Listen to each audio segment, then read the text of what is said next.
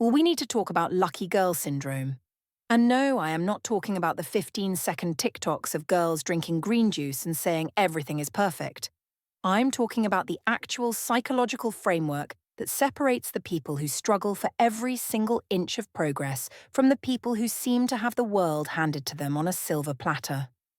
You know the people I'm talking about. The friend who applies for a job she's underqualified for and gets it. The person who finds a $50 bill on the sidewalk. The girl who always gets upgraded to first class. For a long time we were taught that these people are just lucky anomalies. But what if I told you that luck isn't a random accident?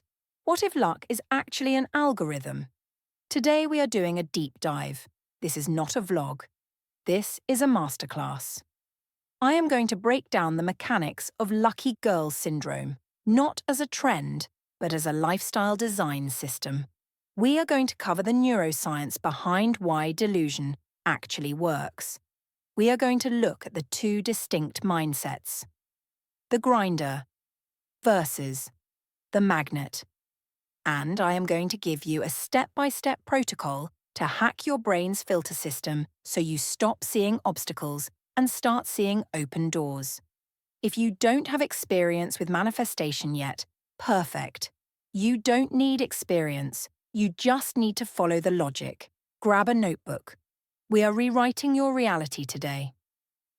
The science of the lucky brain, the RAS. Let's start with the science because I don't want you to just believe me. I want you to understand the biology. The concept of lucky girl syndrome is essentially a rebranding of a psychological concept involving the 4 reticular activating system, or the RAS.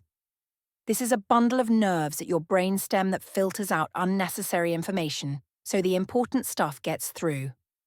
Think about it. Right now, your brain is processing billions of bits of data. The temperature of the room, the feeling of your clothes on your skin, the background noise. If you paid attention to everything, you would go insane.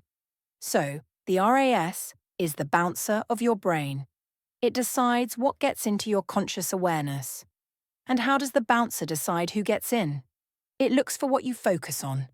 This is the classic red car theory. If I tell you to look for red cars, suddenly you will see them everywhere on your drive home. Did the universe magically manufacture more red cars just for you? No, they were always there. But before, your RAS was ignoring them because they weren't important. Now that you've labelled them important, your brain highlights them. Now apply this to luck. If your internal belief system, your focus, is set to, life is hard, I am broke, nobody wants to hire me, I have to struggle, your RAS will filter reality to prove you right. You will literally not see the job opportunity. You will miss the text message. You will ignore the solution that is right in front of your face because your brain is scanning for problems. Lucky girl syndrome is simply the act of manually reprogramming the bouncer. It is telling your RAS, my reality is full of opportunities. I am always in the right place at the right time. When you do this, you aren't changing the world instantly. You are changing your view of the world, which allows you to spot the red cars, the opportunities, that were there the whole time. The two archetypes, the grinder versus the magnet. To illustrate this, I want to present two character archetypes. I want you to be honest with yourself about which one you are currently embodying. In the original viral videos, you might have heard of Lola versus Athena, but I like to think of them as the grinder and the magnet. Let's look at the grinder. The grinder has been programmed with the industrial mindset. She believes that value equals suffering. She thinks that if it was easy, it doesn't count. If the grinder wants to make money, she thinks she has to work 80 hours a week, sacrifice her sleep, and be miserable. When something goes wrong, her car breaks down, or she doesn't get the view count she wanted, the grinder says, "See? I knew it. Life is a struggle. Why does this always happen to me?" She victimizes herself. She creates a narrative that the world is hostile, and because she believes the world is hostile, She approaches every interaction with defense mechanisms. She is guarded in interviews. She is desperate in relationships. She is anxious with money. And that energy? It repels the very things she wants. Now let's look at the magnet. The magnet operates on the abundance mindset. She believes that value equals existence. She doesn't think she needs to earn the right to have a good day. She assumes a good day is the baseline. The magnet isn't lazy. She works. But she works with flow, not friction. When the magnet encounters a problem, say she misses a flight, she doesn't spiral. She thinks, okay, I missed this flight. That means I was protected from something, or the next flight has someone I'm supposed to meet. This sounds delusional, right? But look at the outcome. Because she isn't panicking, she is calm. She talks to the airline agent with a smile. The agent, sensing her good vibes, waives the rebooking fee and upgrades her seat. She walks away thinking, I am so lucky. But was it luck? Or was it her emotional regulation and her expectation of a good outcome that created the luck? The grinder would have screamed at the agent and ended up on the no-fly list.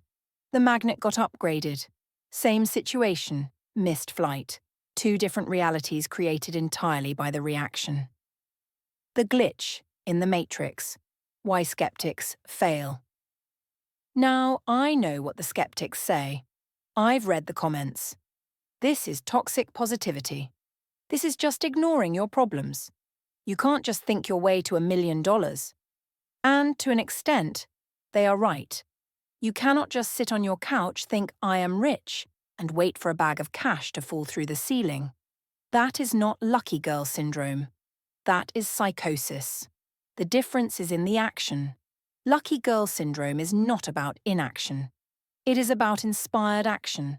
When you believe you are lucky, you take more risks. Think about it.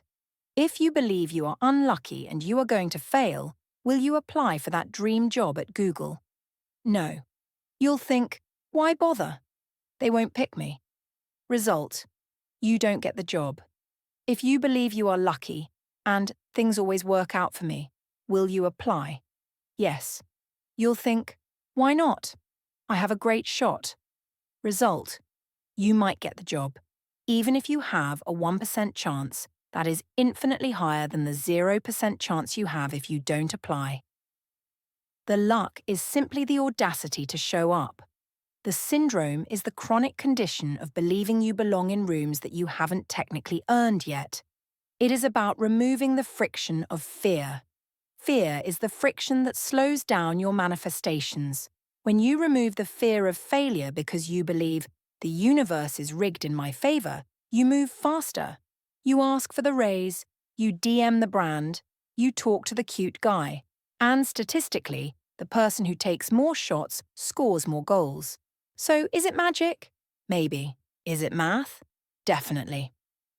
The audit, your first step.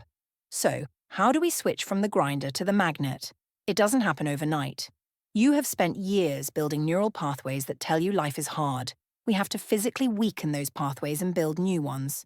The first step is the narrative audit. You cannot rewrite a story if you don't know what the current plot is. I want you to take a piece of paper right now. Not later, now. I want you to write down the 3 biggest complaints you have about your life. Maybe it's, I can never save money. I always attract emotionally unavailable partners. I am stuck in my career. Now look at those sentences. Those are not facts. Those are affirmations. You have been affirming those things to yourself every single day. I can never save money. You are telling your RAS to ignore opportunities to save and highlight things to buy. I always attract bad partners. You are telling your RAS to find the red flags attractive. We need to flip the script. And this is the secret sauce, we can't just flip it to a lie. If you are broke and you say, I am a millionaire, your brain will say, no, you're not, and reject it. We need to use bridge affirmations. Instead of I am rich, we say, money is becoming easier for me to understand. Instead of I am in love, we say, I am becoming the type of woman who attracts high-quality love. This is how we trick the logic brain. We don't lie to it. We give it a new hypothesis to test. This week, your only job is to catch the grinder when she starts complaining. When you hear yourself say, "This is so hard," I want you to pause and correct it to, "I am figuring this out, and it's getting easier." It sounds small, but this micro correction is how you start turning the steering wheel of your life.